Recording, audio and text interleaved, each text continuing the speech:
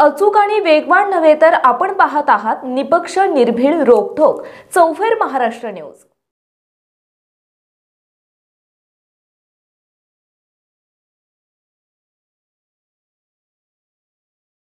राज्यातील महायुती सरकारने निवडक व्यावसायिक अभ्यासक्रमांमध्ये प्रवेश घेतलेल्या ओबीसी, एबीसी, विमुक्त जाती आणि भटक्या जाती प्रवर्गातील विद्यार्थ्यांसाठी शिक्षण शुल्क आणि परीक्षा शुल्क प्रतिपूर्ती योजनेसाठी असलेली उत्पन्नाची अट रद्द केली आहे। यामुळे आता पालकांचे 8 लाखांपेक्षा अधिक उत्पन्न असलेल्या विद्यार्थ्यांनाही शैक्षणिक शुल्क प्रतिपूर्ती योजनेचा लाभ घेता येणार आहे। पालकांची वार्षिक उत्पन्नाची अट रद्द करण्यात आल्याने आता केवळ नॉन क्रिमिलियल प्रमाणपत्र सादर करावे लागणार आहे। महायुतीच्या या क्रांतिकारक निर्णयाचं ओबीसी समाजाकडून मोठ्या प्रमाणात स्वागत करण्यात आलं आहे।